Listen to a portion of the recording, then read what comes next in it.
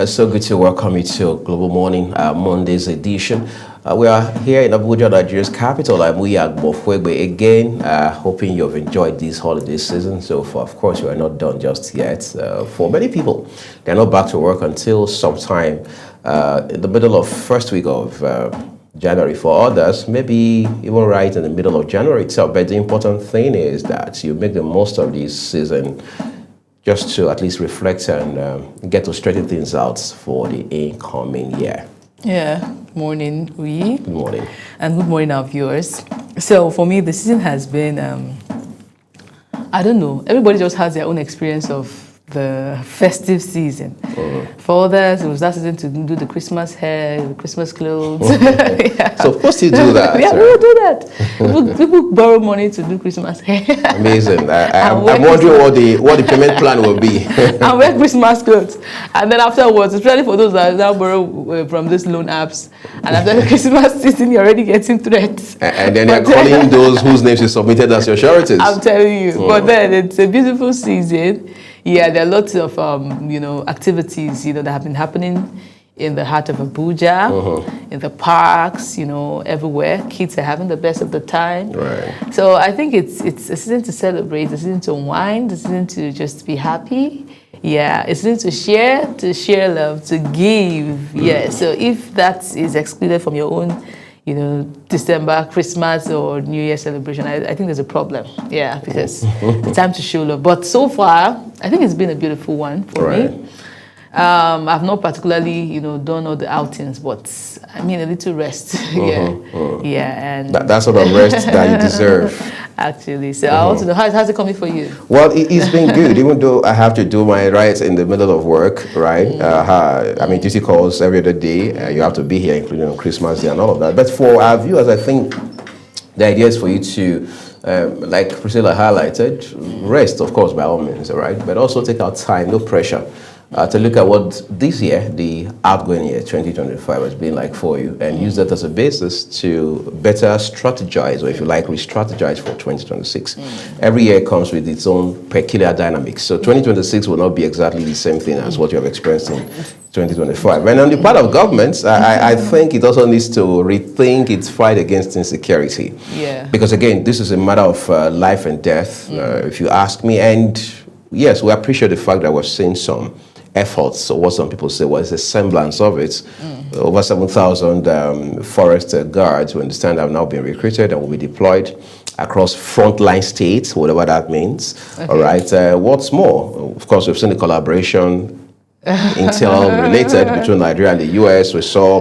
Was that really a collaboration? Well, we're going to get to the root of that, hopefully, in the course of our conversation. But we've seen all of that. However, there are people who believe that the world came too late to Nigeria's aid regarding insecurity. But does anybody owe you anything, really? Actually, because for me, it was, I think it was, it is timely, whatever it is that is happening, because at some point people feel like, Trump just threatened, or he just came and just made some kind of, but somewhere deep down inside of me, I just knew that Trump is somebody that should be taken for his words. You get, You're saying he has a history, yeah, he has a history of not falling short on his promises. Exactly, he does. So, that whole promise came with, a lot of, re-strategizing the whole U.S. government with visa policies and everything, restrictions here and there and here and there. And I would have thought, okay, this guy has forgotten about us. So you get, at that point when we thought he had forgotten, we just saw, the bombshell and all of that. And the Nigerian government coming to say, it's a collaborative effort, blah, blah, blah, this. We don't really know the effects of that stuff, but I know that it will have a lot of effects. Yeah, because these guys, talking about the U.S. Army, they are quite strategic. They are very strategic. I don't think they would miss. So I think it was quite strategic. We might not see the effect because, we would have to really be true with ourselves to come out and say, this is the news, right? If we had the U.S. Army follow up that, we would have gotten some feedback by now. But we need to depend on our own news, the people in that environment, to really tell us what is really going on. And somehow I just feel like a lot of things have been watered down. I feel so strongly. But I know that it's been effective. Yeah, we might not.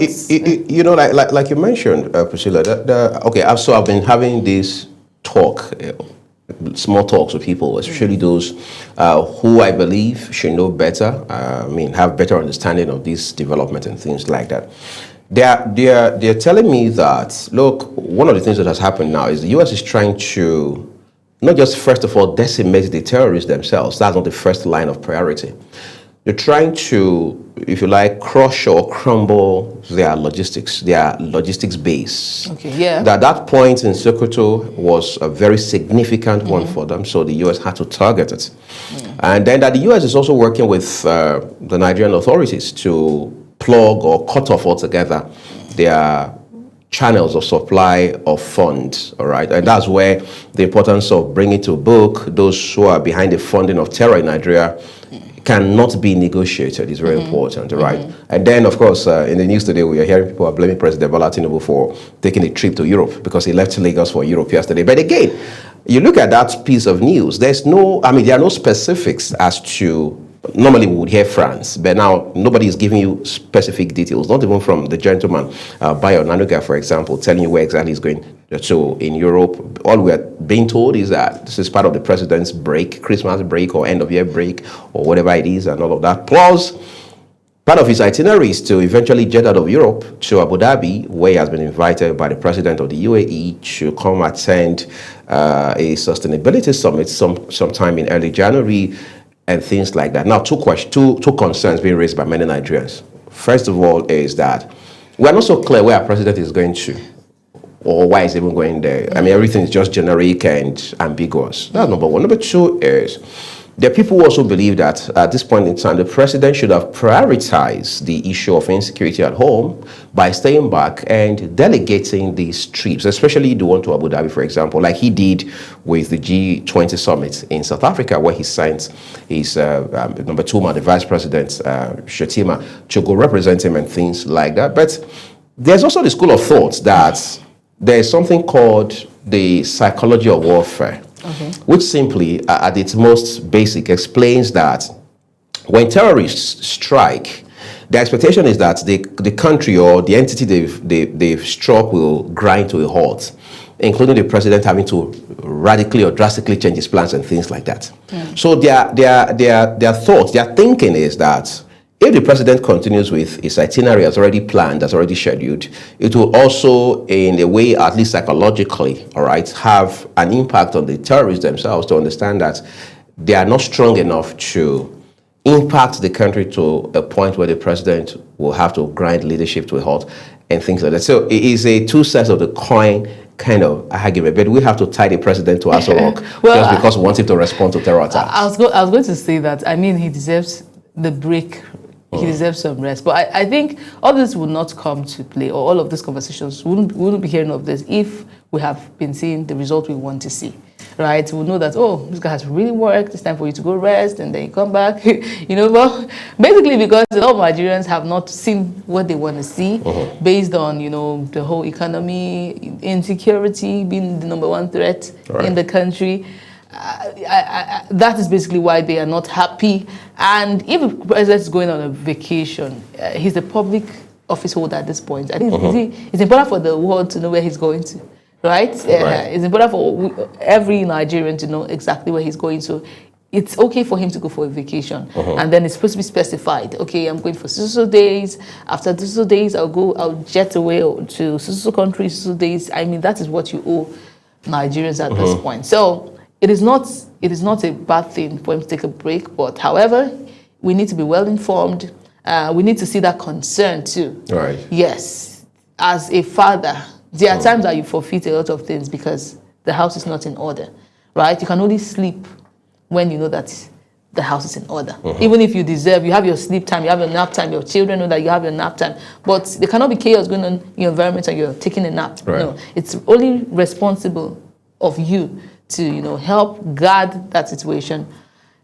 That is the responsibility that comes with leadership, right? So, I mean, he deserves to rest at this point, but then not for too long. All right. Okay. Yeah. Well, maybe we'll have to disperse Priscilla Obasi after this program to Europe, whatever Europe would mean now. to help us talk with the president to cut short, if possible, his trip, so we can have him back on the front line, providing leadership for us. Because I mean, if we're talking about the 2027 elections, we won't have anything like rest, right? All has to be on deck to make sure that everything goes well. Including, in some cases, cancelling trips. Yes, yes. So we want to treat our country with that same, seriousness. Right. Yes. All right, so let's bring that much seriousness to the program this morning. We're taking a break. When we return, conversations are lined up for you. Do stay with us.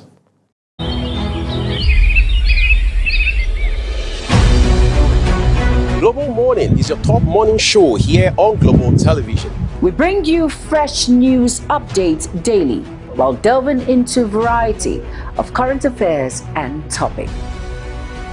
And at the same time, keeping you well informed about important events, both national and internationals. Global Morning serves as a valuable source of information, helping viewers like you start your day well informed.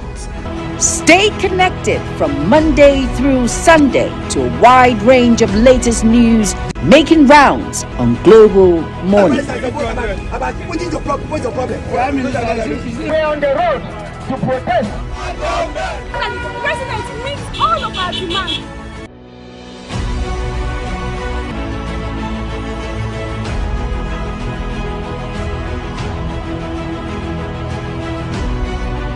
This is Global Morning.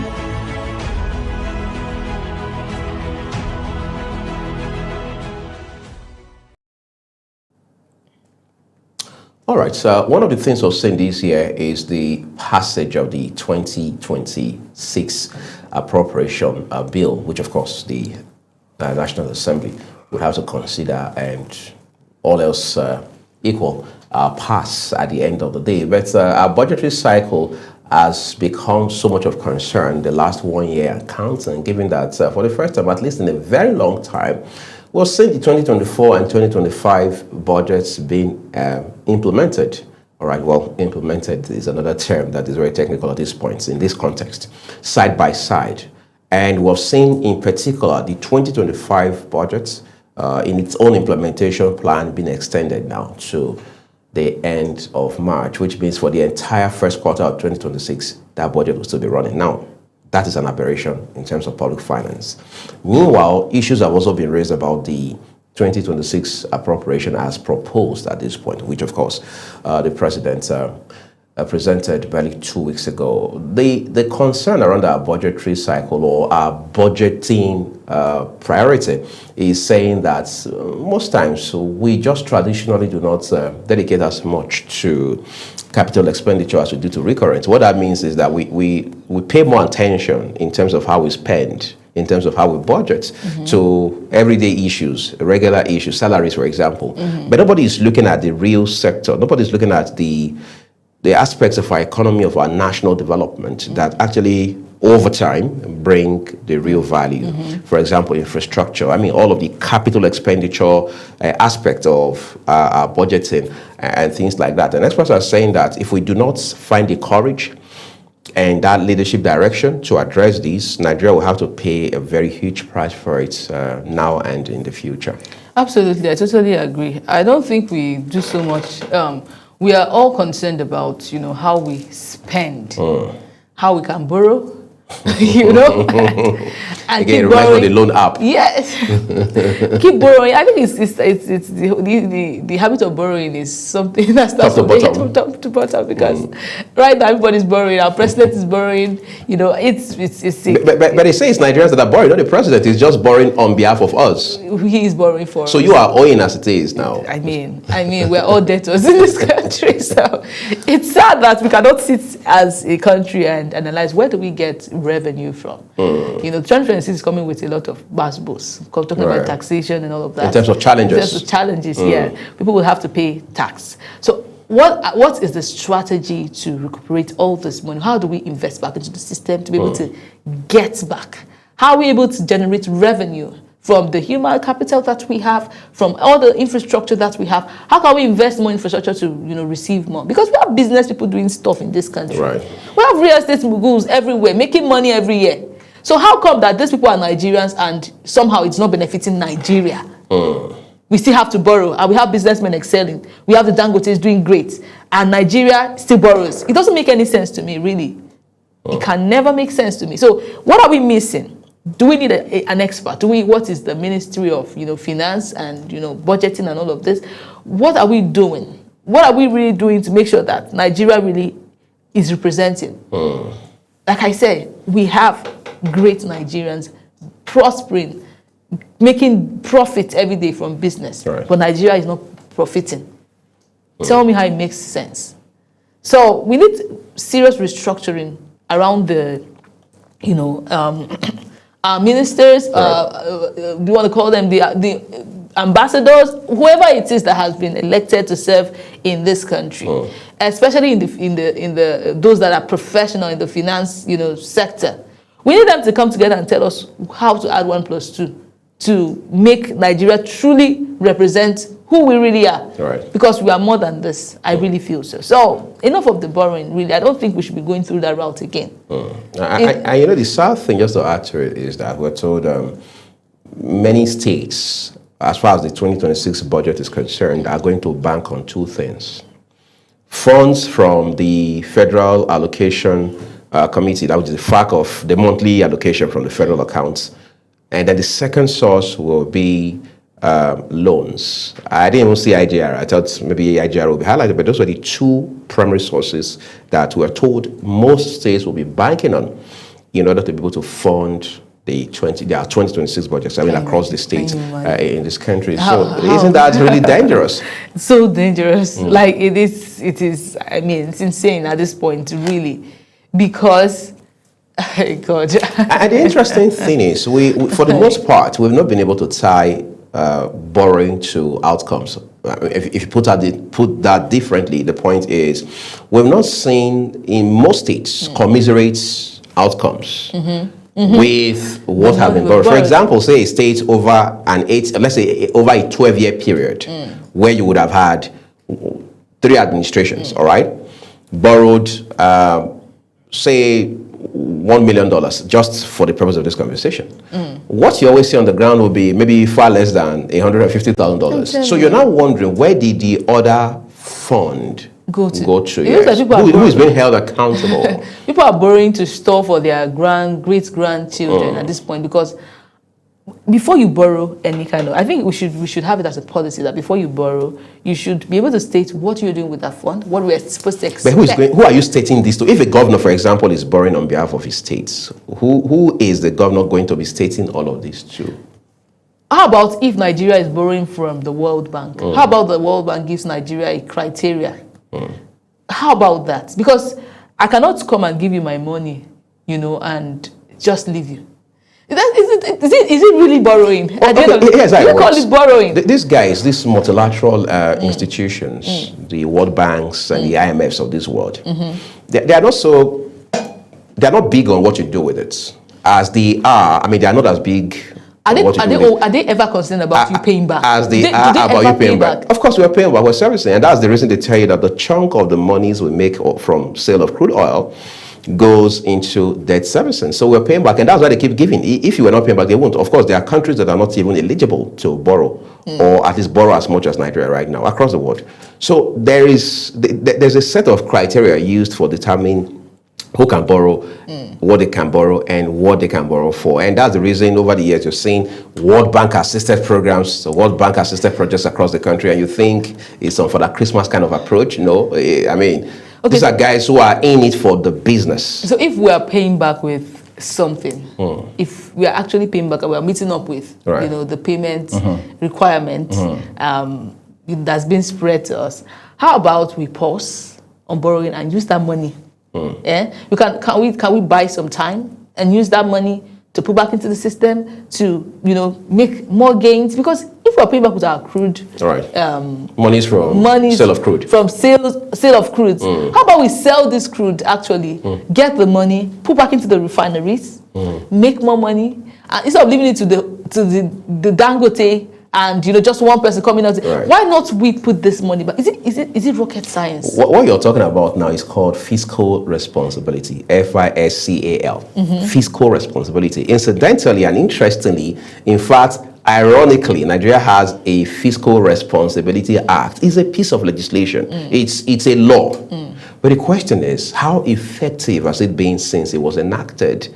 How effective has it been in terms of how public officials, whether elected or appointed, conduct themselves? I mean, you take a look at it, Priscilla. You and I have been in this country long enough to know how these things work.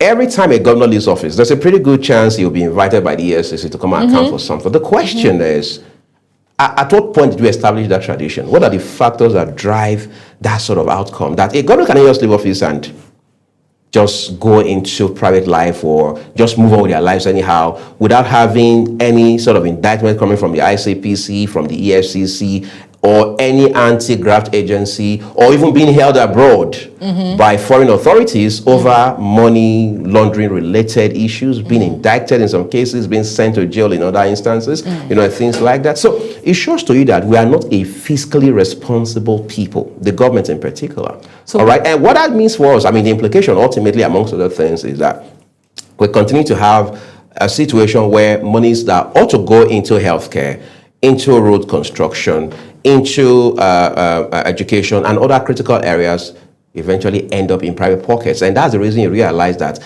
politically exposed people are buying property abroad every other day. And the question nobody's answering is, what are the sources of these funds? Is it what they legitimately earned while they were in public service or while they were in private service? Can they account for these monies? I mean, the answer is best known to you and I. The question is, or my concern always is it that our leaders do not ever have a plan to leave a legacy? They do.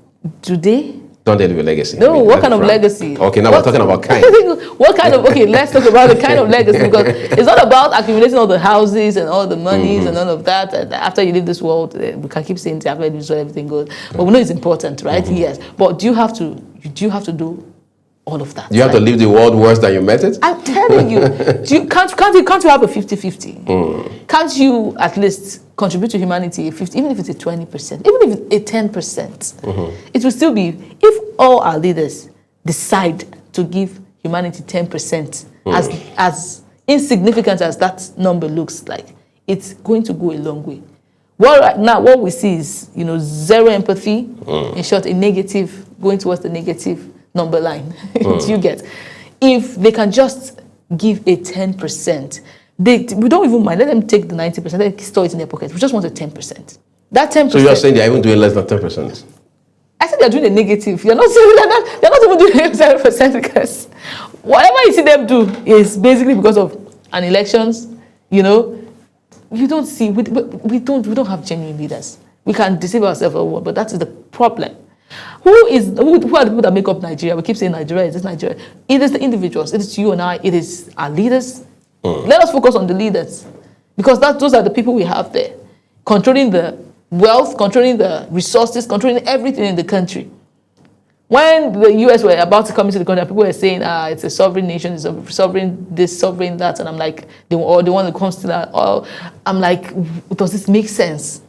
A country that has not benefited you and I, a country that, the natural resources that we claim we have not even seen, we still get to buy cement. We have, limestone and everything. Right. We still get to buy cement at an expensive. And I heard that, in short, in some other African countries, it's cheaper than what we have been saying. Actually, I was trying to explain that dynamic the other day, but it didn't quite settle in my head. I mean, trying to establish the factors that make price of cement cheaper outside of Nigeria than it's sold for back at home. But it sounds weird, right? It sounds really weird, but this is where the natural resources is. This is where they get it all. And they sell it to us expensive, they go out there and sell it cheaper, make it make sense. And this is it's supposed to be our natural resource. Like, it doesn't even make any sense. So we have we have a long way to go. We have a long way to go. Let's start our journey already, because we are told that the journey of 1,000 kilometers begins with a step. The goal is not to darken your Monday morning.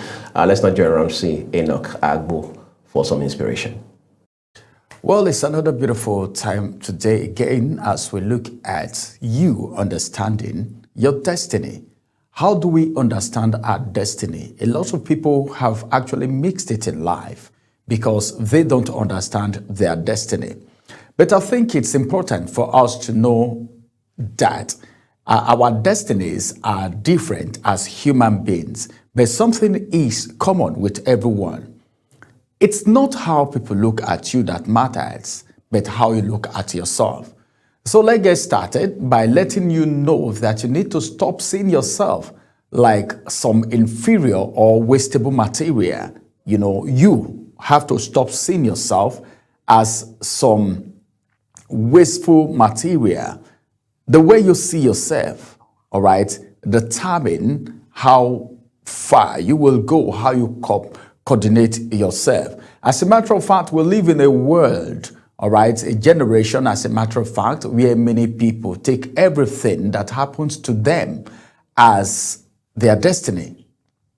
People look at what happened to other people as their destiny. Oh, wow, this situation, this is what this person is going through. And people look at it as, well, that is his destiny, that is her destiny. No, you need to stand your ground and take your destiny, okay, up by yourself. When something bad happens to someone, some people would say, well, that is his or her destiny. But it's not supposed to be so. And the truth is, what you believe determines what you receive. As a matter of fact, this is coming from the seed of destiny, of course. I was going through the devotional, and so many things, inspirations begin to come to my mind, and I begin to have a common understanding that people need to see themselves as men and women destined for greatness. Before you can become great, you already conceive it in your heart.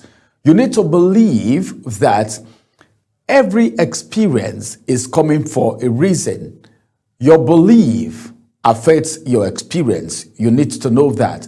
So it is actually critical and crucial for you to understand what destiny is all about. It is also important to know what God's plan for your life is. I tell people oftentimes, I said, well, God doesn't ask your neighbor before he bless you, before he helps you achieve your destiny, before he makes you a governor. He don't bother asking your brothers, your sisters, because you are destined to be it. Before he even make you the big man that you are, or wherever you are today, or wherever you are aspiring to be, before you get there, God already knows it, because he knows the end from the beginning. And you don't need to attribute negative things to your destiny, so you can actually fulfill your destiny. But you need to plan it, you need to live it, you need to act it. Now, let's look at what destiny is all about. Destiny is the expected end that God has planned for you, the expected end, that thing you want to achieve. There is a saying that the end justifies the means of everything. So your destiny is the expected end of your life. All right? It is the expected end, not what happens by chance, not what happens by coincidence, not the unexpected negative or tragic things that happens to you. I also want you to know that destiny is what divinity thinks about you, what God thinks about you, what you think about yourself, or the blueprint for you, God's blueprint for you. It is crucial to note that God has no little plan or thought for anyone. So when you want to live your life like someone that God has planned big for. You don't need to think small of yourself, all right? Plan mega things for yourself. Think of yourself being a giant. Whatever you want to do, do enormous things. Venture into it, all right? It doesn't matter whether you tried the first time and you failed. Try it again. They are grand plans for you, okay? It says through so many things will prove to you that what you really want to be, you can become it. You need to work towards it. That is what it means. Now, let us look at what our destiny is. Our destiny, okay, is meant to be something that we look at and we want to achieve. We are created. God creates you so that you can dominate. Our destiny put us in charge of the affairs of life. Be in charge of the affairs of life. Don't allow the affairs of life, the circumstances of your life dictate how you live your life or how you think. If you really want to achieve your destiny, you need to live above the circumstances around you. All right? And of course, you need to be on top of your game every time. We have the destiny of the eagle. You know about the eagle. The eagle symbolizes so many things. As a matter of fact, they that wait upon what God has destined them to be renew their strength. They mount up with wings like eagle. All right? They run and they are not weary because you have a target. There is a destiny you're pursuing. The meaning of this is that whatever the eagle is among the bird, whenever you see the eagle among the bird, it is what you design yourself to be that you become among men. That's why the eagle is always different when you see it in the midst of other birds. The eagle is the king of the birds, whether you like it or not. The eagle flies 10,000 feet above sea level. How many birds can do that? It carries a weight 3 times its size, moves almost at the speed of a car. That is an eagle we're talking about here, that you are likened unto. It is a symbol of royalty and dignity in many cultures. It's also a symbol of power and authority. It features prominently in the coat of arms of Nigeria, not just Nigeria alone, many nations of the earth. That is the eagle, and that is who you are meant to be.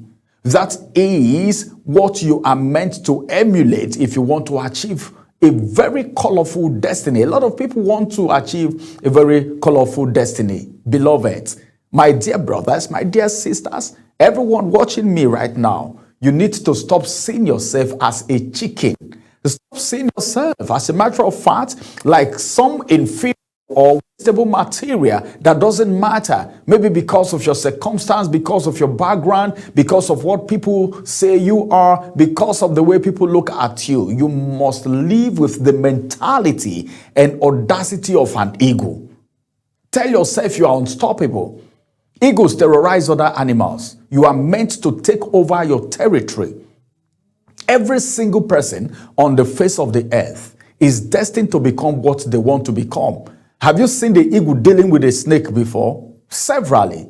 So you are the one to terrorize the enemies, the people, the men and women around you who are talking you down, who don't want you to amount to anything. You can be a success. You can be a wealthy man, a wealthy woman, a sought after. Remember that you need to stop seeing yourself like someone who is inferior or a wastable material. Do you know what? Let me tell you this. After listening to me, this is what I want you to do. I want you to, from today, start moving with the mentality of an eagle and refuse to be intimidated by anything or anyone or any circumstance.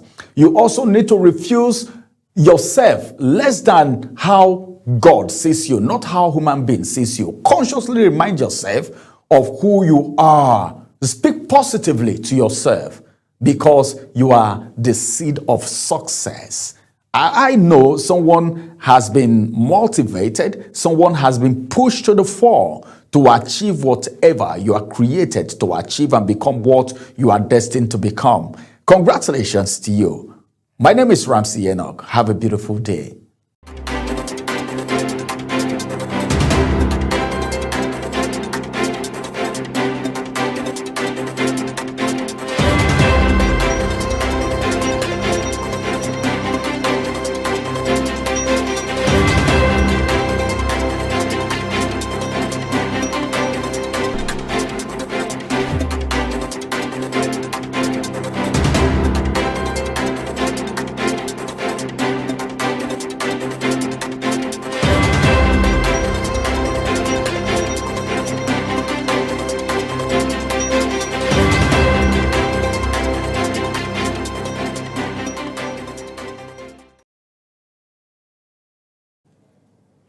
That motivation was much needed for the new week. Let's dive straight to the newspaper review segment, starting off with the Daily Sun. First story, local airfares may hit 1 million naira when new tax laws take effect. That's coming from Onyema. Details on page 2. Head is around 500,000 naira now.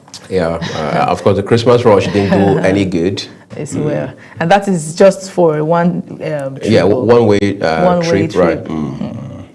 Interesting. Economy, let's be clear. Economy. The economy is not economy, you know. 34 lawyers fail NJC integrity test for appointment as judges. Okay, we want to wonder, I'm wondering why they failed. Find out details on page 6. And don't judge them. Don't judge them because, you know, they are supposed to be judges. Yeah, I saw what you did there. So the big story on 2027, Obi Atiku split ADC as LP crisis deepen. It's going to be a long one for Obi. There's a writer to that. Ex-LP candidate battles former VP Amaechi for ticket. You know, this conversation is quite interesting, and I'll tell you why it is. There are people who say Atiku is already the de facto flag bearer of the ADC as far as 2027 presidential election is concerned. Yeah. Others say, well, let's not underrate Amaechi. He has his own base, he has his own force, he has his own movement. In fact, some people say he's now finding some sort of inroad, politically speaking, into the north.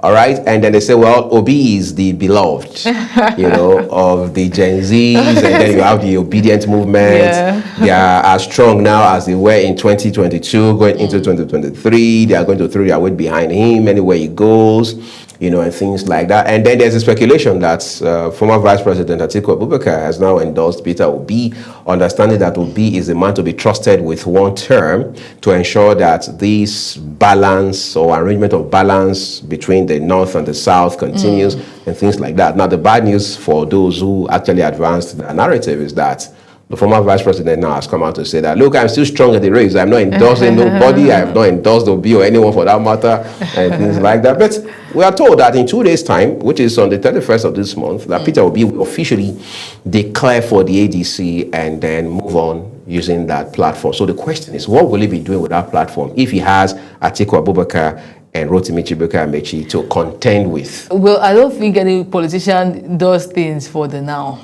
Yes, if you're a politician, so you know you're saying they are futuristic? Yes, they are futuristic goals that you should have as a politician. If it doesn't work now, it can work tomorrow, right? So, if it's based on merit, I would even go for an Atiku, because Atiku was bold enough to leave his party first. To say, formally resigned. Yes, formally resigned first. So if it's based on that, I would say, okay. But Obi has been double-minded for a while, and you know, one leg here, one leg there. One leg here. Well, you know what the Bible says about the double-minded man. Well, but maybe you need to have a one-to-one with Mr. Peter Obi. So I also understand. I also understand why he's in that fix. I mean, it's politics, right? You just want to weigh all your chances and be sure that, being that he has also contested in 2027, the kind of popularity he got and the crowd he was able to pull, his confidence somehow is towards.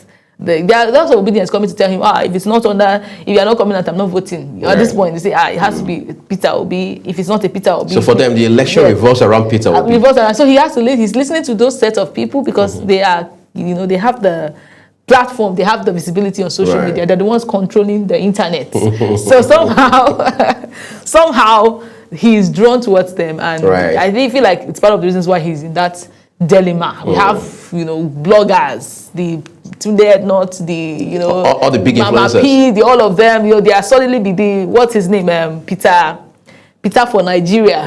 All of them are solidly behind a Peter Obi, and he doesn't want to fall. I feel like he doesn't want to fall. Doesn't let them down, doesn't let them down. So, but at this point, we have to come together. They have to come together. Let me not sound like they have to come together and really, look at it from a calculated point of view, because Nigeria is not a place for emotions. Emotions do not win elections, like they say. So it has to be a calculated move. It has to be a strategic move.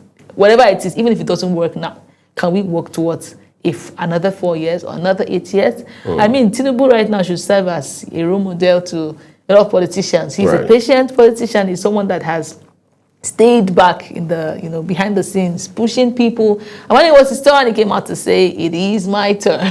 You get so. Our other politicians should learn from the grandmaster and be more strategic. Yes, and be more strategic. Right now, it's not about. You don't want to pull all the weight. You don't want to, get emotional. At the end of the day, nothing comes out. You just get the support. Nothing. No tickets. No election victory. No appointment. Nothing. At least if you don't get the seat, the presidential seat, you'll be able to get an appointment to start effecting the change you want to see till it gets to your turn. Right. You get so. It is a strategic, it's a call for some strategic, move at this point for Peter Obi. Okay, that is away from that. Let's go to the next story. NAS misses December deadline for completion of constitution review. Awaits report on creation of new state. This topic has been lingering in the National Assembly, but we are hopeful that by 2026, it will come to an end. Makinde challenges Fayose to show proof of 50 billion naira. The video proof 50 billion naira was released to him. We heard that Fayose released, a certain document a certain as evidence that Governor Seyi Makinde of Oyo State had received 50 billion by way of compensation for the explosion that happened in Ibadan. All right, but the governor himself has denied that. Of course, that was the reason he challenged the former governor of Ekiti State, Ayodele Fayose, to say, provide evidence of your claim. But we are now told that what Mr. Fayose presented as evidence was only a requisition by Oyo State government under the leadership of Governor Seyi Makinde requesting money. So one would have expected something like maybe payment advice, which is what we call evidence of payment. One would have expected approval memo, for example, showing that approval had even been given. And again, approval is not released. We have seen where governors, where chief executives of states, and even the president, for example, had approved funding and release was never done. So I don't know what the goal is here, what the ultimate agenda is, but you see, we need to learn to elevate conversations. This is still a bit barbaric, and sometimes it's a shame. You see former governors, you see 7 governors having some sort of gutter-like conversations, debates that is far from inspiring, and you're wondering, what is the aim of all this? How does this serve Ekiti people? How does this serve Oyo State people? How does this serve Nigerians? How does this serve the people who look up to the Oyo State governor, and in particular Ayodele Fayose, because he was the one who actually, to the best of my knowledge, started this trip. This whole thing, you will only find it in a country like, let me say, Nigeria and maybe other African countries, because it doesn't make sense. You see somebody misbehaving, and do you know the funny part of this whole thing? You see supporters, standing throwing their weight behind their favorite actor. I stand with standing by whoever they want. And it becomes a hashtag and it's trending across social media platforms. For such, like you say, it got a conversation. I mean, but Nigerians would never learn. Anyways, let's go to the next story. No cause for alarm over U.S. Christmas Day terror strike. That's coming from Edo. Says markets on shaking, confidence boosted. Okay? Detail on page 25. Finally, we have tax law. Article 1's National Assembly. Details on page 6. Those are your headlines for the Daily Sun. We take it now to the Vanguard newspaper as he takes us through that. Oh, thank you, Priscilla. Excuse me. Let's take a look at the headline. I just sent the template of the Vanguard this morning. It says, when harvest hurts. Inside Nigeria's cassava crisis through lives of its farmers. 4 riders with that. From planning to panic. Busari. Femi Ajishafe, when theory meets the soil. Benue, emptying of the food basket. Nasarawa, harvesting makes no sense. All of those are very disturbing details you will find on page 19 of today's issue of the Vanguard newspaper. Then the Star headline has a kicker that says 2026. Federal government, 34 states commit 93 trillion naira to tackle hardship. Many riders, 4 riders with it, to spend 49.39 trillion naira on capital projects. Recurrent gets 43.45 trillion naira. Lagos, Delta, Ogun, Enugu, Imo, Akwa Ibom emerge as top spenders. Ekiti, Yobe, Ondo, Nasarawa, Adamawa are least spenders. Lagos budgets higher than entire Northeast Zone 5 Southwest states. Well, what are we supposed to learn from that? Get inspired and raise the game in terms of budgeting benchmark, maybe. All right, let's see the right corner of the front page of the Vanguard newspaper today. Appointment of judges, 34 nominees fail FJSC's integrity tests. Lagos government to federal governments. Apapa Bridge Port Road may collapse soon. So what are we going to do so we are not again adopting the 11th hour approach? Those details are on page 10. FAC 14 trillion naira fuel subsidy savings. Sarab sues governors. FCT minister. All right, beyond the, away from the legal tussle, we need to also look at the common sense issues in all of this. If you have saved 14 trillion naira in FAC by way, on account of subsidy payment removal, we should be able to see the proceeds, those savings rubbing off in ways that are tangibly positive on citizens across those states to whom disbursements have been done over time. All right. Let's look at a bit of sports quickly, still on the front page of the Vanguard newspaper.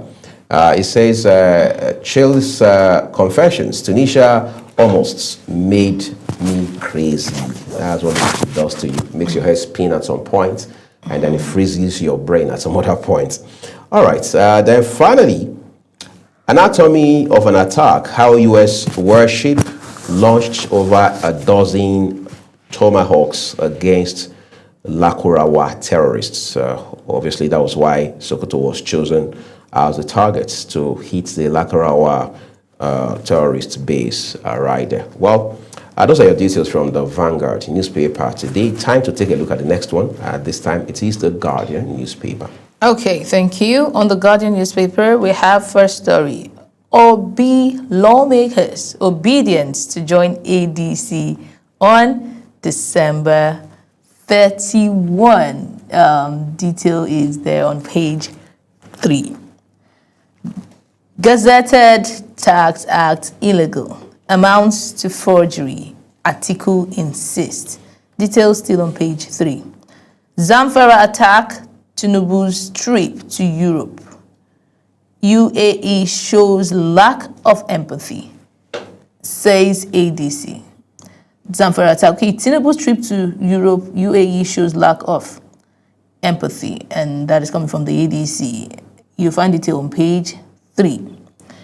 Oversight concerns as assemblies hastily pass 34.6 trillion naira budget.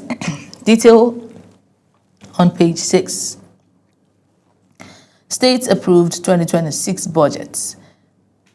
Trillion naira. You want to find that whole analysis, graph, whatever we'll call it, on page on the Guardian newspaper. We still have some stories.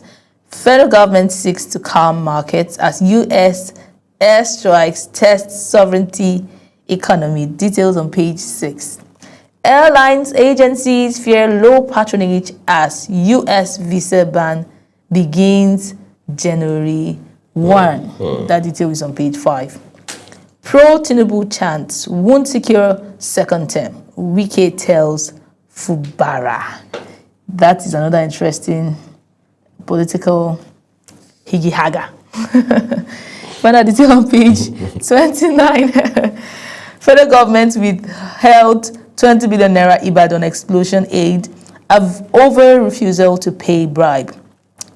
Detail on page 2.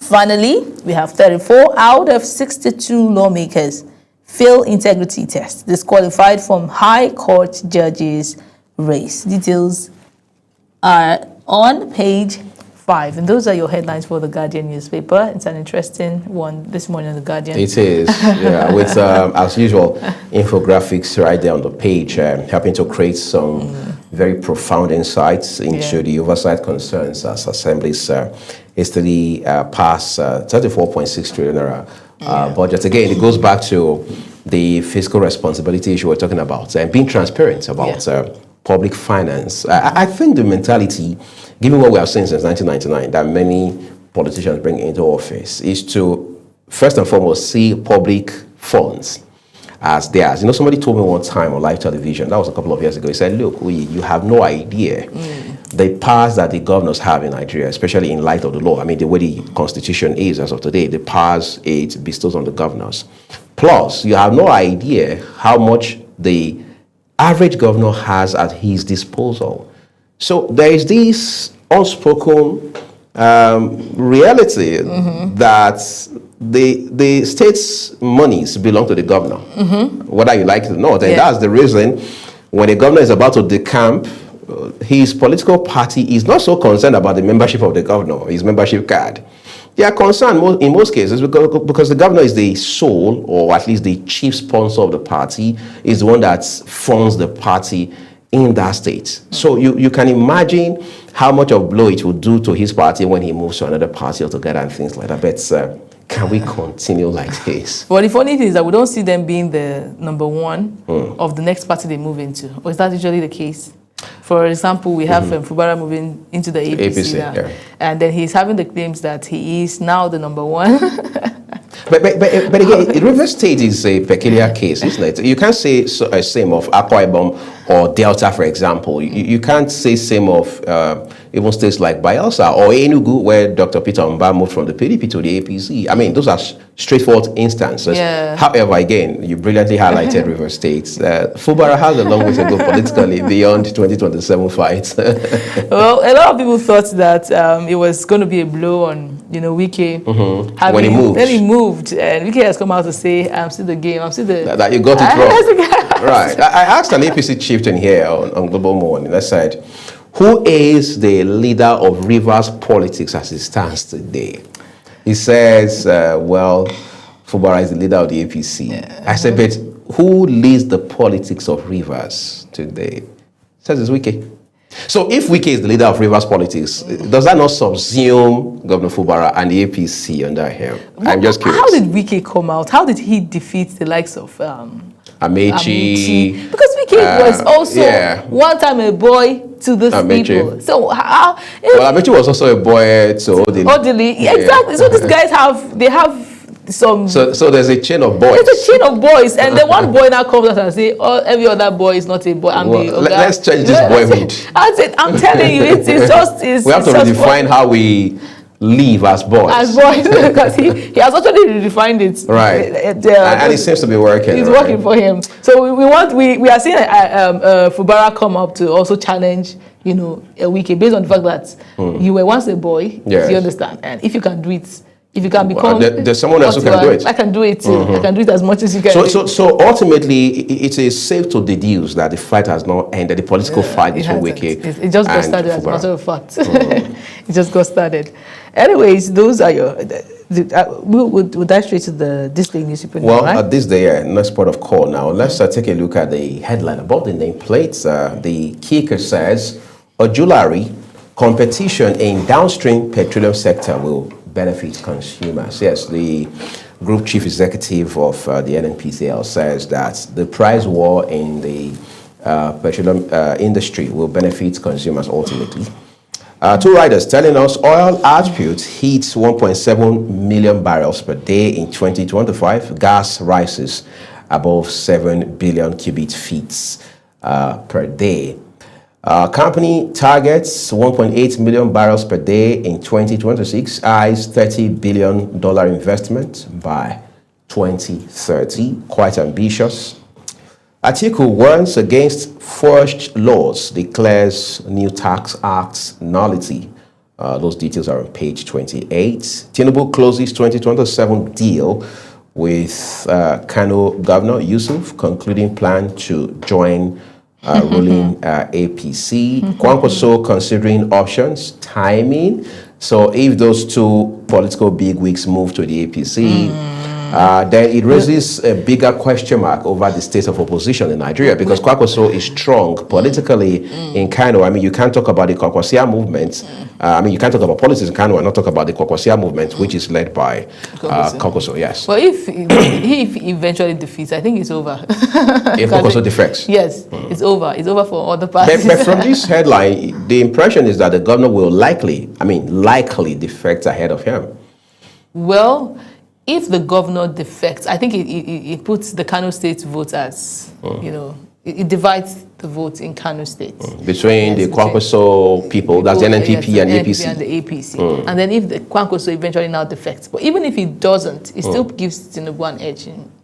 Yes. Just with the governor's defection? With just the governor's defection, yes. It gives him an edge. At least he's able to get a part of Kano State, which is like the ultimate state that a lot of politicians... In the entire north. In the entire north. A lot of politicians are usually after the Kano State. Right. And it's a big one for them. Anyone that defeats Kano somehow has conquered the north. So it's a good strategy from... Like saying if you can make it in Lagos, you can make it anywhere in the world. That is it. Exactly. So Tinubu he's a master player. I don't know how he does it, but do we say it's because he's a master player or it's because he's there on top at this point? Because his first term, we didn't see all of this, people hailing. We didn't see all these hailings. Do you get? Yes. But right now, he's now everywhere. I think it's because he has already attained that position, and right now everybody will just automatically want to, because he's somehow, he's in control of a lot of things in Nigeria, so it's a politics. There's that song that says, level don't change now. So don't be the president is one thing, and become the president is another thing. And for a man who has been there for the third year running, I mean, what more can we say? Well, let's look at a few more headlines from this day newspaper for you as we begin to edge closer to our first conversation this morning. Urging to investors, partners over U.S. strikes. Nigeria not at war. 4 riders with it. Says nation remains firmly on path of peace, stability, economic progress. Insists security, economic stability inseparable. Kwara governor advises security agencies on collaboration, team spirits against terrorists. America's strike highlights APC's security failures, declares Olawekbo a shame. All right, those are your headlines this morning. Our last paper will be, let's see what that will be now, away from this day newspaper. It will be the Nation newspaper. Yeah, the Nation newspaper. Okay. So start with the first story. Why Akume Alia feud should be settled by president. Detail is on page 2. Tinubu in Europe enrolled business summit in Abu Dhabi. Detail on page 3. 2025 business outlook. Okay, that's 2025 business outlook. See sectoral reviews. Details on page 13 to 20. Shell challenges Eagles ahead knockout stage. Details on page 31. Edun, economy remains stable despite airstrikes in Sokoto. There's a writer to that says every effort to safeguard Nigeria is pro-growth and pro-investment. Marking day fire shade in rollover. 50 billion naira federal government cash support for Ibadan blast victims. Okay, final before we go to the final one. NJC shortlist 28 for appointment as FHC judges. Okay. Finally, 2027. Why SDP rejected coalition talks to wrest power from Tinubu by Adebayo. That detail is on page 4. And those are your headlines for the Nation newspaper. Incidentally, that's how we call it a wrap on newspaper review this morning. Just a quick reminder that all of these headlines are exactly as published by their respective publishers, Global Television as broadcast media outfits, or the team here on Global Morning does not in any way contribute to them. Our next port of call will be our first conversation on the show. Do stay with us.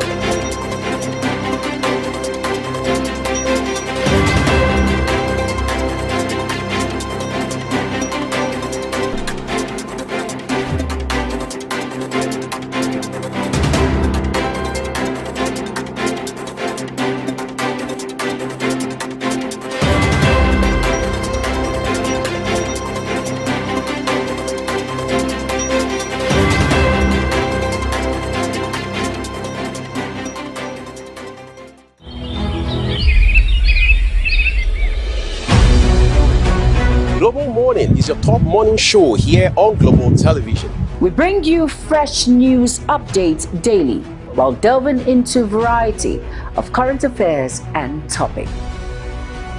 And at the same time, keeping you well informed about important events, both national and internationals. Global Morning serves as a valuable source of information, helping viewers like you start your day well informed. Stay connected from Monday through Sunday to a wide range of latest news making rounds on Global Morning. We're on the road to protest. The president meets all of our demands.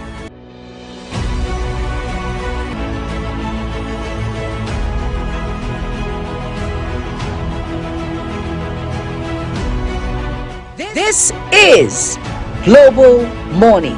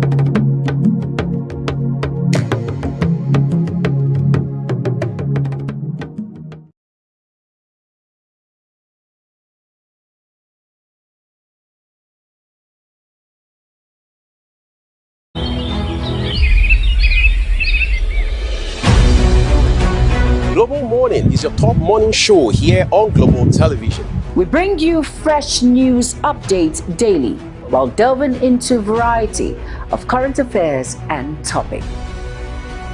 And at the same time, keeping you well informed about important events, both national and internationals. Global Morning serves as a valuable source of information, helping viewers like you start your day well informed.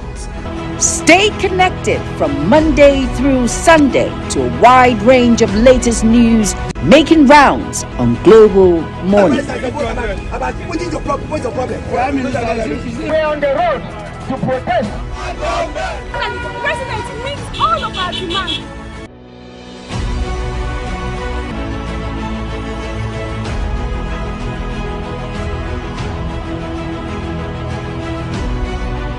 This is of current affairs and topics.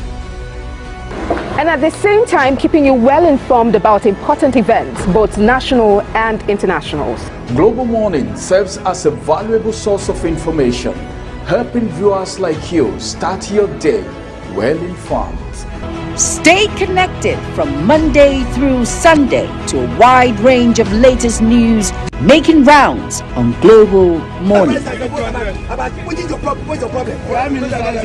on the road to protest. And the president meets all of our demands.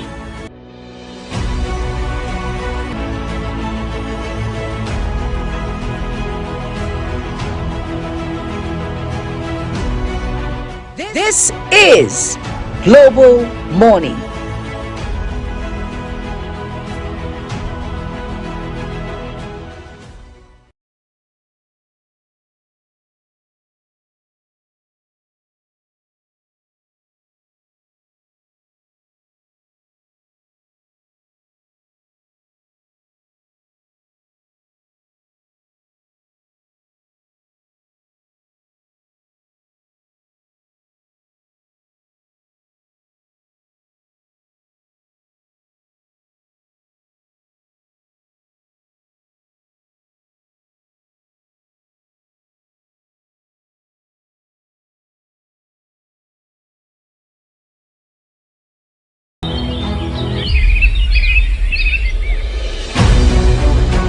Global Morning is your top morning show here on Global Television.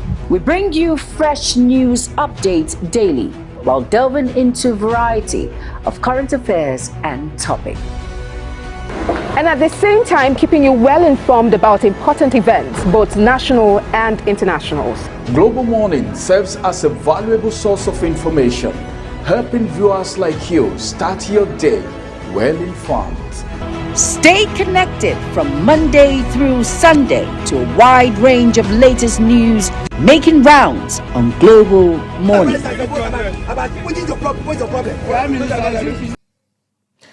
Thank you very much for still being here with us. Right now, we dive straight to the first conversation for today. Now, today's conversation brings together two powerful forces shaping Nigeria's future. We're talking about the security landscape, technology, and national security. As Nigeria continues to grapple with persistent insecurity from extremist violence to banditry and communal conflict, the tools we use to respond must evolve. Yes, while boots on the ground are essential, so too are digital intelligence, especially in today's time and age. Cybersecurity frameworks and data-driven strategies can be useful to prevent attacks before they even happen. This discussion is especially timely given the recent US-Nigeria coordinated airstrikes in Sokoto State targeting extremist elements in the northwest. The operation was carried out using precision, technology, and shared intelligence between both countries. And the Nigerian government confirmed it was conducted to degrade violent extremist network.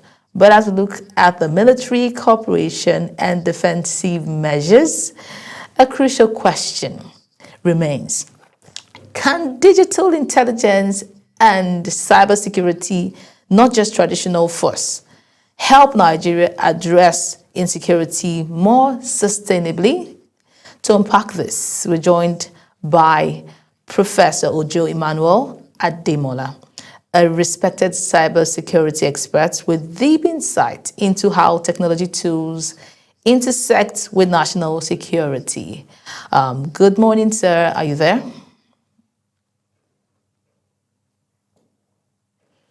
Okay, we link up with Professor Ojo after this break. Please stay with us. We're on the road to protest. And the president meets all of our demands.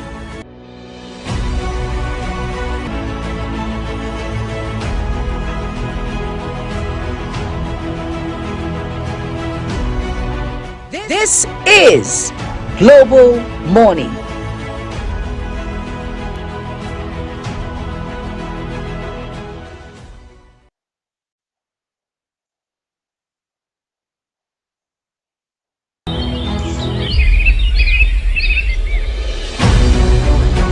Global Morning is your top morning show here on Global Television. We bring you fresh news updates daily while delving into a variety of current affairs and topics. And at the same time, keeping you well informed about important events, both national and internationals. Global Morning serves as a valuable source of information, helping viewers like you start your day well informed. Stay connected from Monday through Sunday to a wide range of latest news making rounds on Global Morning. We're on the road to protest. And the president meets all of our demands.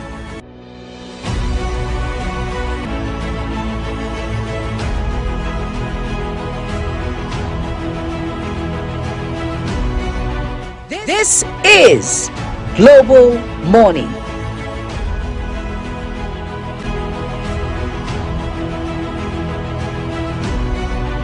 This is Global Morning.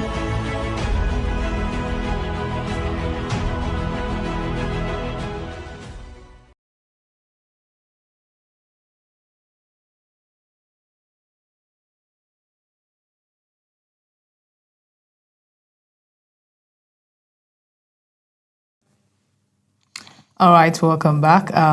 We are with Professor Ojo having the conversation around the recent airstrike, that happened in Sokoto State. We're also talking about technology and, the technology driving insecurity in Nigeria. You're welcome, sir. Good morning. Good morning. Speaking with Professor Ademola. Okay, Professor Ademola, you're welcome to the conversation. The first professor of Africa. Yes. Cybersecurity and Information Technology Money. It's a pleasure to have you on the show, sir. Thank you for joining us. Thank you for having me on this morning. Thank you. Okay, sir. I'll just like to ask what you think. Let's just start with the recent happening, that happened on Christmas Day in Sokoto State. That is the airstrike from the US. What would you say about that? Thank you very much.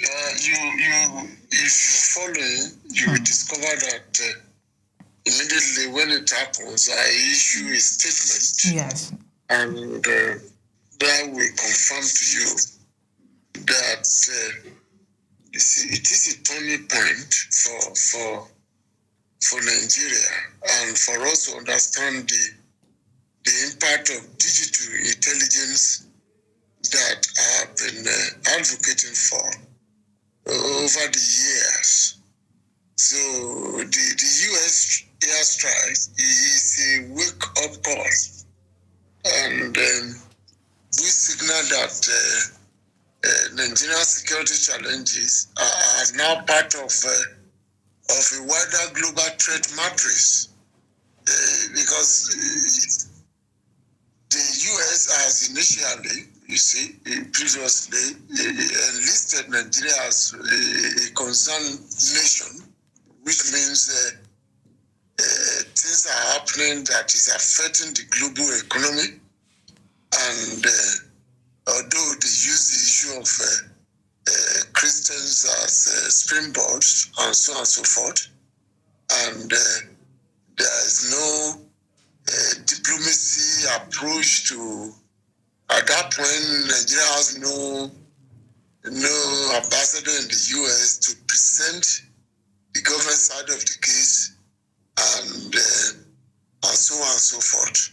What I'm putting to you is that the US airstrike is a wake-up call.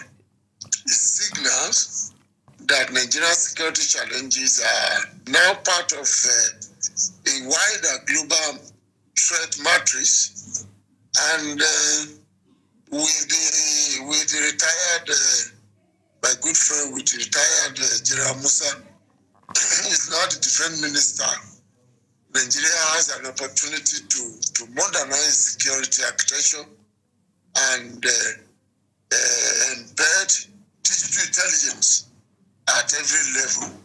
That takes us to the important landscape that you put before me as a topic this morning about national security and digital intelligence. Insecurity will not be caused by force alone, but it will be caused by intelligence. And you know that there was an intelligence, you see, gathered through analytical data and technology that the bandits were to strike on the 25th, and with that intelligence, credible for that matter. So the Nigerian government has to partner with global intelligence force in order to do what they did. Wow.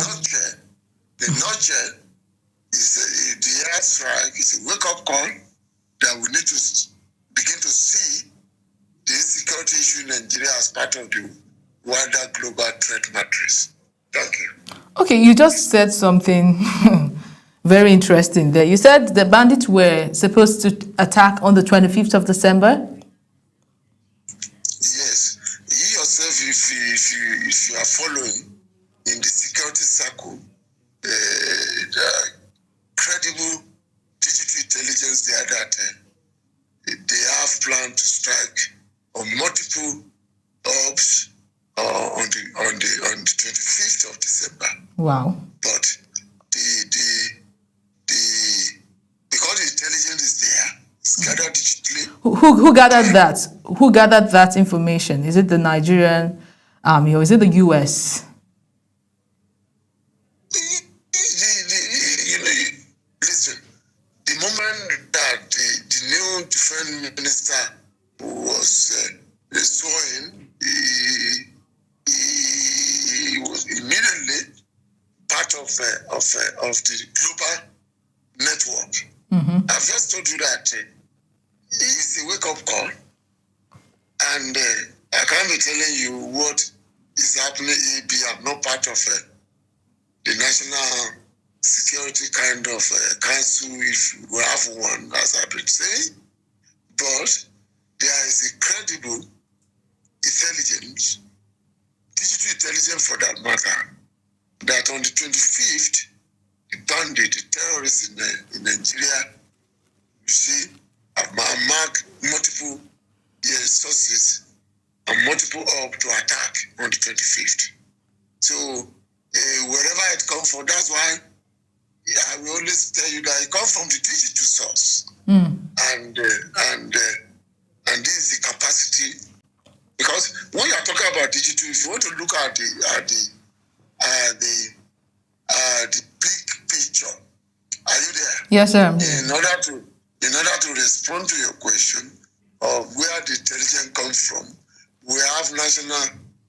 Nigeria has national security whatever, and because the US, for example, has also declared Nigeria as a concerned nation, that is, the insecurities kind is beginning to affect the global economic interests. So now the space is open.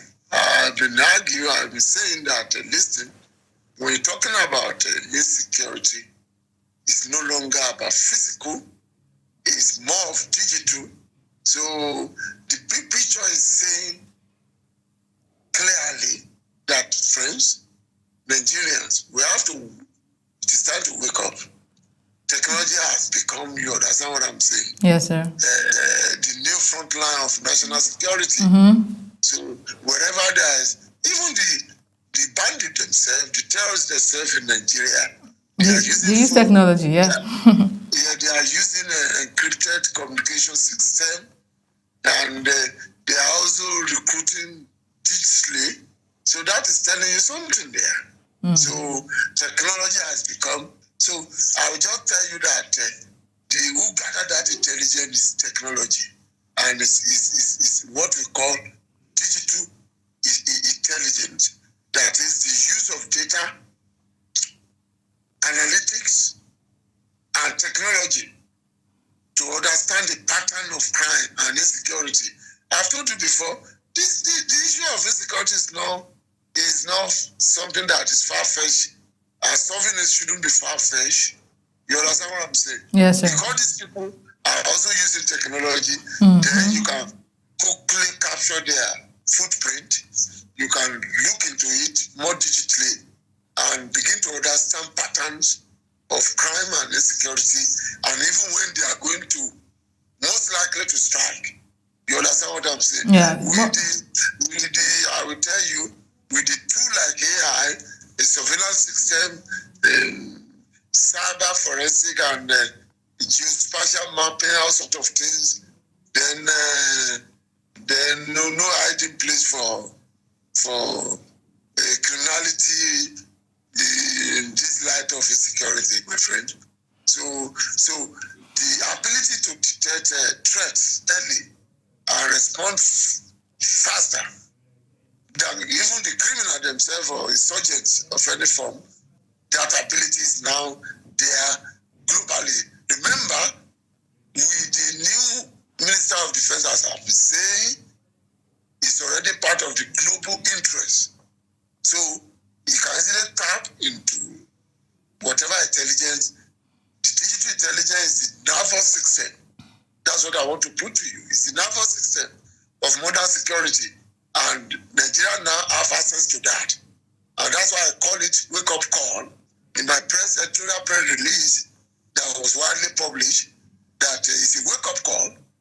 Although I don't want to see it as a religious attack or whatever, but it's a wake-up call telling us that now it is now time. Even the bandit, the terrorists, they said they now know it, that it's now the force of digital intelligence is on them, and the earlier they desist from what they are doing, the better for everyone. So that would be my response. Okay. So, and that is also telling every Nigerian that, listen, digital intelligence is the nervous system of modern security. Without it, we are fighting blind. So the digital intelligence give that credible intelligence, and the stroke follow. And that's why we have silence that there was no attack. It was a deterrent wake-up call. So, and that's why we are where we are now today. Okay, talking about the use of technology, do you think our security agencies are well equipped with digital tools they need to analyze, threats before they escalate? And even at this point, we're even talking about curbing what has already escalated. If no, do you think there's enough collaboration between our security forces and cybersecurity experts like yourself, or technology experts, to be able to curb insecurity? Do we have enough collaboration? Thank you very much. That's a good question. I will respond to you this way. I haven't given a big picture that Nigeria is now part of the global kind of solution to insecurity that has suddenly invaded our borders and even inside Nigeria. we are now part of the global initiative and solution. And partnership has to start from somewhere. And the government has started well. I was reading the release of the federal government, confirming that due to the credible intelligence they have, the Mr. President, as Commander-in-Chief of Nigerian Forces, they authorized that strike. And that is telling you that a robust kind of partnership is on ground, is well packaged, and I will go back again to the new defense minister we have, who is highly intelligent and is well informed when it comes to digital intelligence. And no matter how simple it might be, it's a powerful tool, and the partnership has started, and it can only get stronger and stronger. So at this point, I will not complain about the level or the quality of the partnership, because we can now begin to see that something is going on. As we call, I remember my last interview with you, I emphasized about this global partnership in my tripod solution model. I recommended free of charge to the government, and they have started using that. And great. That has now begins to open door for more and more kind of partnership. My point to you is this: it has started well. Wake up call has come, whatever you want to put it. Data intelligence globally, Nigeria is an interest, and Nigeria is now part of the solution, and the partnership will keep on growing and growing. We can be assured of that. Okay, sir. So we often hear about, cybersecurity in relation to banking fraud or, say, social media-related scams. It's relevant. You just mentioned something now, one of your solutions. I would really like you to buttress more on it to really, explain that. Also, how cybersecurity intersects with national defense, especially to that common Nigerian, that layman out there. Thank you very much. It's no longer, we are no longer fighting this in a blind way. I have been able to define cyber as any channel, whatever space available for communication to move digitally is your cyber. And because there's movement going on, then there are a lot of social related scams. In form of phishing, for example, you are aware that phishing is fraudulent emails, messages pretending to be banks, delivery companies, the government agency. Yeah. That's on social media scams and all that. So because social media is there, then the social related scam are also there. They steal password, they steal factory information, bank details, and they steal personal data. And when you now have a requisite ability when it comes to digital intelligence, then you can apply analytics. And that's where you talk about hacking. You see, they break into the space of the bank operational level, and they can move money or begin to ask for ransom or whatever, and you will need to pay for your site to be released to you. You're talking about snitching and fashion scam via SMS, WhatsApp as well. In fact, but we have a way of handling all those things. scam via phone calls as well. The goal is pressure victim into revealing sensitive information. Yes. Also, all this is telling you that the security matter is no longer about physical alone. Yeah, but when it pertains national defense, banditry and the likes of it, yes, that's what has escalated all those banditry, terrorism. You are talking about it. Are you with me? So technology at that national critical infrastructure level just need to be continually patched. And again, the very important area in the national security is human behavior. You understand what I'm saying? Yeah. Human behavior. There are some people we have to be very careful. I release, maybe you are aware of that, widely published as well, that I came out intelligently against the move from National Security Advisor, the incident that happened in Kwara. Okay. That Bitiala was in power and so on and so forth. And the National Security Advisor responded, they are part of National Forest Guard and so on and so forth. What I'm putting through you in response to your question is that the current security challenges, this banditry, kidnapping network, because they use mobile phone as well, encrypted applications and digital payment as well.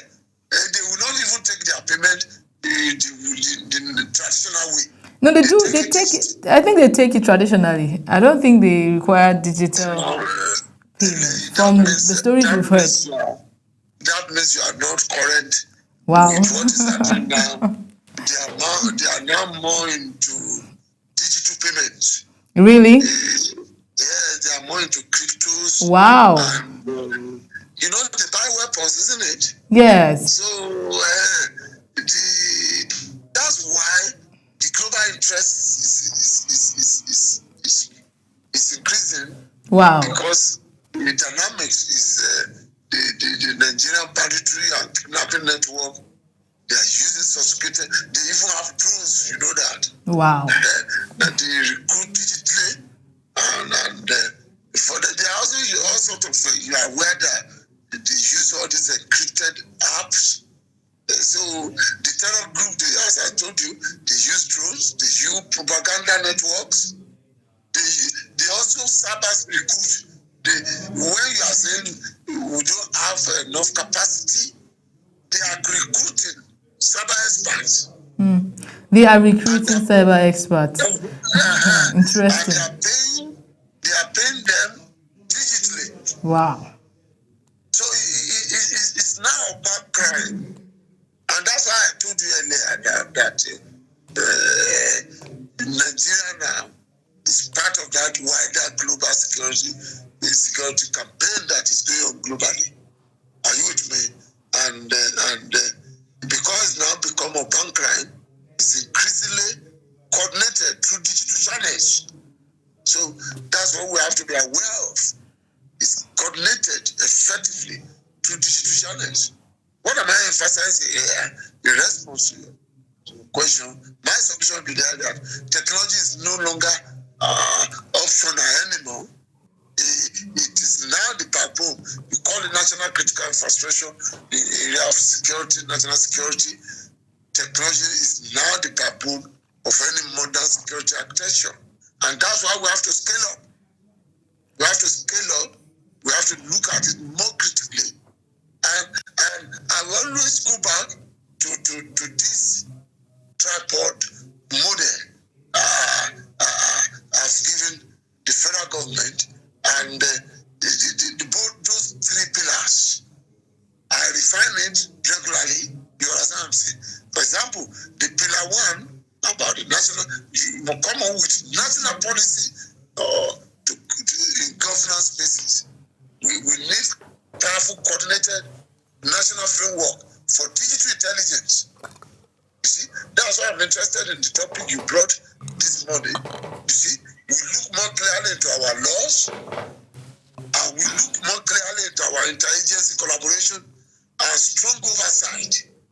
That's what the first pillar is saying about national security and so on and so forth. The second pillar as well, the capacity and innovation.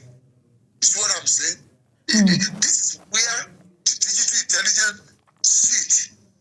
You training officer, you see, you can hear that the national security advisor was talking about recruiting foreign guide, which I put as a foreign rangers in my tripod something. You see, training officer in cyber forensic.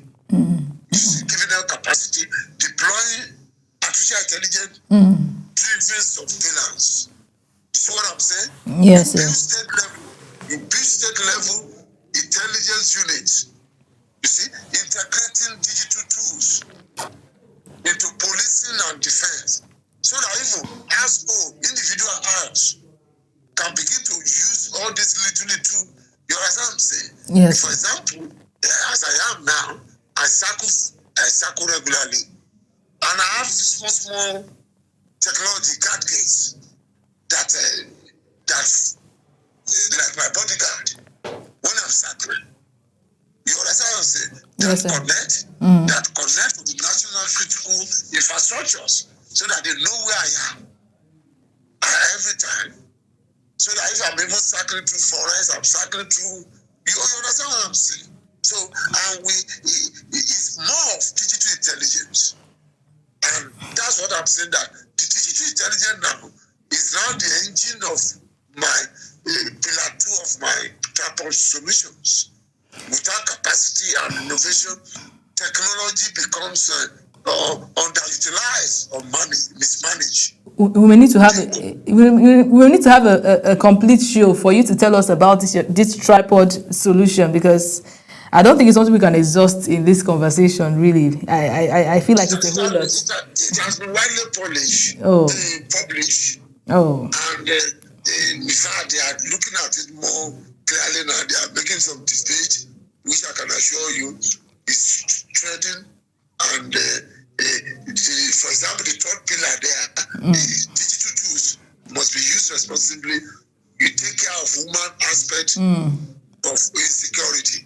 Because many things go wrong when the few people in charge of our security, if they are not nationally, you see, empathic, if they sympathize with the enemies, you understand? Absolutely. Then they say now become enemy within. That's why we have to talk about the ethical and they become enemies of progress. Of human resources. Yes, sir. Yes, sir. I know the time is going. Yes, sir. So we would have to have you back. We'll have to have you back, because this is an ongoing conversation in national security right now, and whoever has that light on how to integrate technology in our technology-driven age right now, I think that's the conversation we should be having. But I want to say thank you for the insight. Thank you so much for coming to share all you've shared with us today. It's been insightful, and like I said, it's an ongoing conversation, sir. I'm sure Nigeria will curb insecurity. You are hopeful. Not by force alone, but by intelligence. Yes, sir. Digital intelligence. That's what you just seen in the US strike. Yes. The intelligent, credible, when technology, governance, and ethics work together, insecurity loses its power. That's what is happening. That's what I started happening. Thank you very much for having me. Thank you, sir. Thank you, sir. I'll still reach out. We'll have you again and again on this conversation. Thank you so much, sir, for joining me. All right, that's the size of the first conversation. We'll join Uyi as he takes us through the second conversation for today. Please don't go anywhere.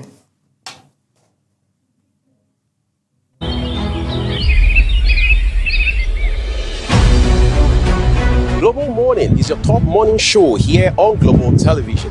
We bring you fresh news updates daily while delving into a variety of current affairs and topics. And at the same time, keeping you well informed about important events, both national and internationals. Global Morning serves as a valuable source of information, helping viewers like you start your day well informed. Stay connected from Monday through Sunday to a wide range of latest news making rounds on Global Morning. We're on the road to protest. The president meets all of our demands.